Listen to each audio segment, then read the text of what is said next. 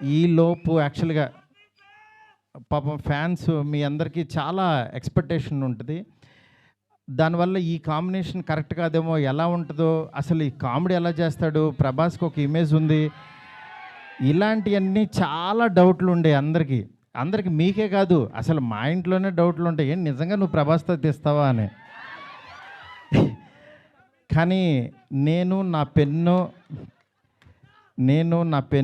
నా టేబులు కూర్చుని, నేను ఒంటరిగా కూర్చుని అలా దాని వైపు చూస్తూ, ఎందుకు రాయలేం? ఇలాగే కూర్చొని రాసిన వాళ్ళు చాలా అద్భుతాలు చేశారు. ఎందుకు అవ్వదు అని కూర్చొని రాయటం మొదలుపెట్టాను. అదే ఇవాళ రాజాసాబ్ అయింది.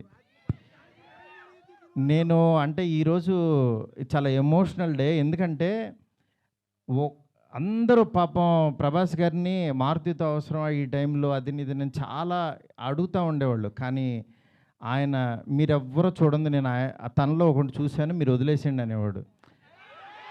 అంటే ఆయన ఆయన ఇవాళ ఇది టీజర్ లాంచ్ అవుతుంటే రాత్రి 2:00 ఫోన్ చేసి ఒక హాఫ్ అన్ అవర్ మాట్లాడాడు.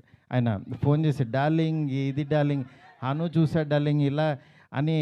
ఏంటి మీ మీమ్స్ అన్నీ ప్రతి ఒక్కటి షేర్ చేశాను ఆయనకి.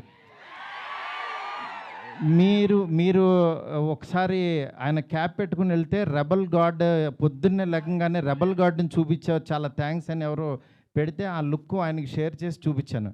ఎందుకంటే మీ ప్రతి ఒక్కటి నాకు ఎస్కేని వస్తుంది, ఎస్కేన్ దగ్గర నుంచి నాకు వస్తుంది, నేను ఆయనకి చూపిస్తా. ఇది ఒక ప్రాసెస్ అనమాట మాది. నిజంగా మీ అభిమానం, మీ ప్రేమ ఆయన గుండెల నిండా నింపేసుకున్నారు. కానీ ఎంత ప్రేమ అంటే మీరు అనుకుంటున్నారు మీరు పిచ్చిగా ప్రేమిస్తున్నారని, కానీ మీకంటే 1000 టైమ్స్ ఎక్కువ ప్రేమిస్తున్నాడు మిమ్మల్ని ఆయన. ఆయన కనపట్లేదని ఏదో చిన్న డిసప్పాయింట్ ఉండొచ్చు, కానీ మీకు బెస్ట్ ఇవ్వడం కోసం రాత్రి పగలు ఎంత తాపత్రయపడతాడో నేను కళ్ళారా చూస్తున్నాను. ఆయన ఏది లెక్క చేయరు అసలు. అంటే ఆయన హెల్త్ అని కానీ ఇది కానీ రాత్రి 2ంటికి 3ంటికి వాయిస్ మెసేజ్లు, డార్లింగ్ ఇది ఓకేనా, ఇది బాగుందా, ఏంటి ఇంత పిచ్చేంటి అనుకుంటాను నేను. మంచి సినిమా ఇవ్వాలి. నా అభిమానులు మామూలు అభిమానులు కాదు డార్లింగ్, వాళ్ళు ప్రాణం పెట్టేస్తారు డార్లింగ్ అంటాడు ఆయన. అలాంటి అభిమానుల కోసం యాక్చువల్గా మేమిద్దరం కలిసి ఒకటే అనుకున్నాం, డార్లింగ్ వింటేజ్ డార్లింగ్ చూపిద్దాం ఒకసారి.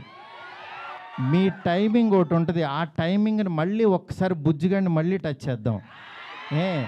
మళ్ళీ ఒకసారి పాన్ ఇండియా బుజ్జిగాడు ఎలా ఉంటాడో రాద్దాం, అలాంటి తీసుకెళ్దాం, ఈ జోనర్ ఎంచుకుందాం అని చెప్పి అలా చాలా అంటే హీరోయిన్స్ లేక డ్రైగా ఉన్న ఆయన లైఫ్కి యాక్చువల్గా ఒకళ్ళు కాదు, ఇద్దరు కాదు, ముగ్గురిని పెడదాం. ఆయన